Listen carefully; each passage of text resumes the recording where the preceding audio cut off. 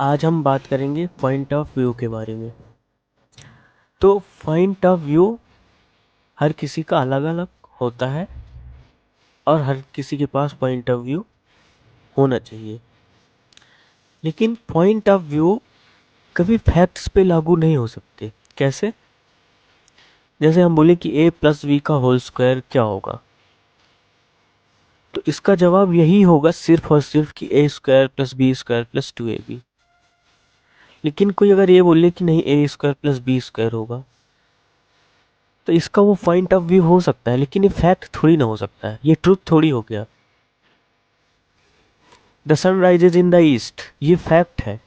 अब इसमें अपना कोई पॉइंट ऑफ व्यू लगाए कि नहीं the sun rises in the west, तो क्या ये ट्रुथ हो जाएगा? नहीं होगा ना।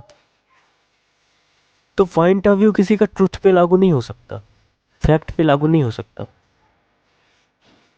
हाँ, किसी का ये पॉइंट ऑफ व्यू ये हो सकता है कि मुझे आगे जाना है तो मुझे इंजीनियरिंग करनी है कि मेडिकल फील्ड में जाना है।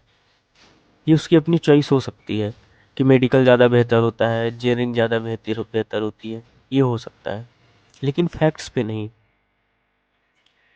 अगर हमें मैथमेटिक्स के ऊपर बोलना है तो हमें मैथमेटिक्स पढ़नी पड़ेगी, साइंस के ऊपर बोलना है तो हमें साइंस पढ़ना पड़ेगा, एनवायरनमेंट के ऊपर बोलना है तो एनवायरनमेंट के बारे में पढ़ना पड़ेगा। यह हम ऐसे कहते बस हमारा पॉइंट ऑफ व्यू है, हम बिना पढ़े जान सकते हैं, तो ऐसा इंसान क्या होता है? मूर्ख होता है। अगर हम लाइफ नॉलेज दे रहे हैं किसी को तो हमें फिलॉसफी पढ़नी पड़ेगी, ये फैक्ट है। आपको लाइफ के बारे में जानना पड़ेगा, तभी तो आप लाइफ के बारे में बोल सकते हैं। ऐसा थोड़ी कि आपने इंजीनियरिंग कर ली या फिर और कुछ स्टार्टअप कर लिया तो आप लाइफ के बारे में ज्ञान देने लगेंगे।